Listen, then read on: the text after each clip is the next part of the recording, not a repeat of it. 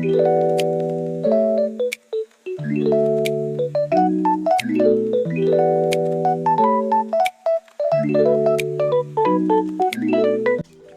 guys! Welcome back to my YouTube channel and welcome back for another vlog. Today, nandito na naman tayo sa kitchen and magluluto po tayo ng ulam for dinner.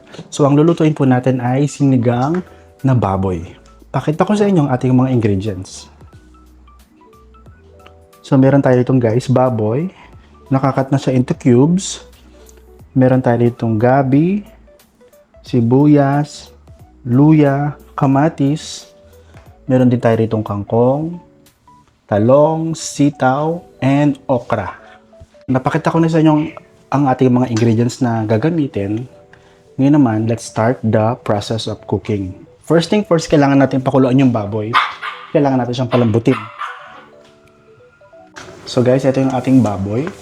So papalambutin natin siya ng siguro mga 10 to 15 minutes.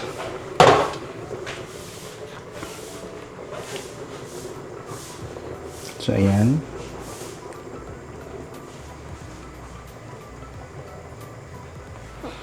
Buksan natin yung apoy. So, pakaluan lang natin siya ng 10 to 15 minutes until mag-soften yung baboy.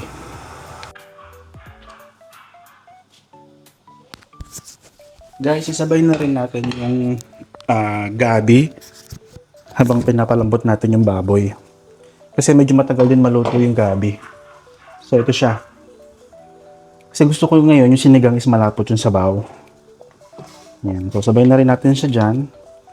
Para habang nalalabog yung gabi, nalalabog din yung baboy. Or habang nalalabog yung baboy, nalalabog na rin yung gabi. I think kailangan natin siya nabutan ng konting water.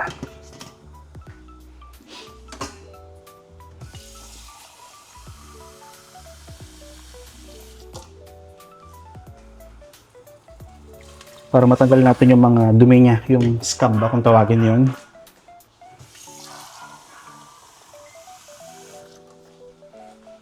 Kasi lulutang mamaya yung mga scab na yun, yung madumi.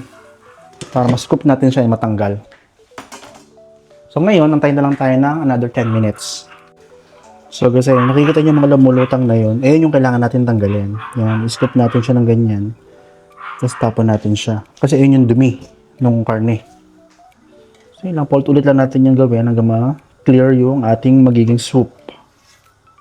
Yan ang makikita nyo yun, yung mga dumi. So make sure natin na matanggal natin lahat ng dumi para ma-clear yung soup.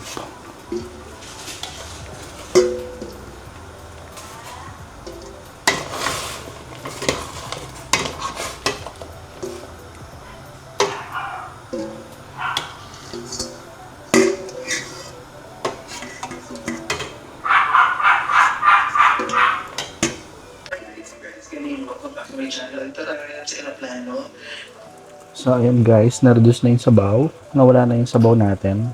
So maglalagay na tayo ng pampalasa. So maglagay tayo ng konting patis.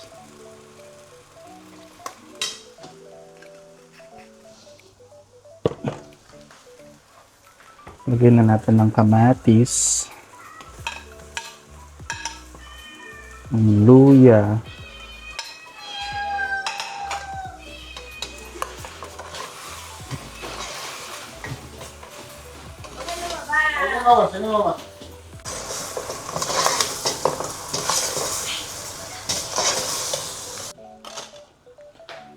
So guys, nalagyan na natin siya ng sabaw.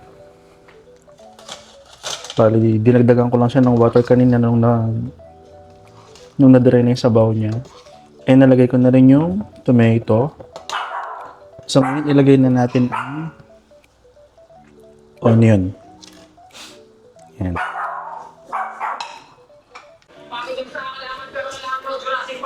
So guys, lagay na natin ang ating chilies.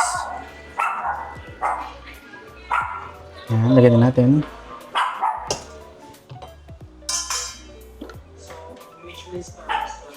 Lagay na rin natin ang ating eggplant.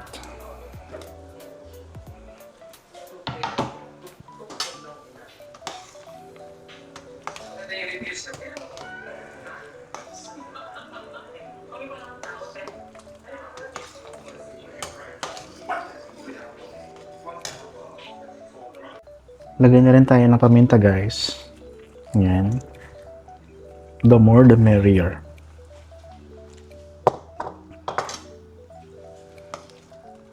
Okay. So, mas maluto na yung talong, lagyan na natin yung pang-asim. Kasi wala pa tong pang-asim.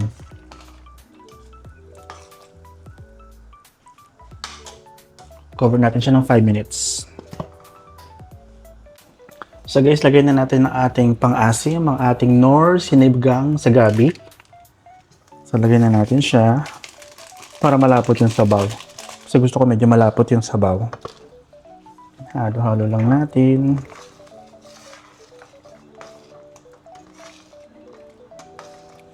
Tingnan nyo guys, nalabog na yung gabi.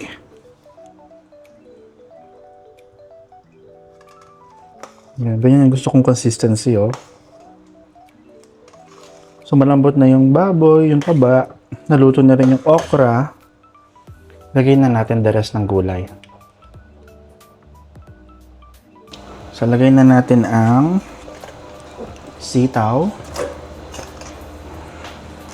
Pag sasabay-sabayin na natin lahat ng gulay. Okra. Yan.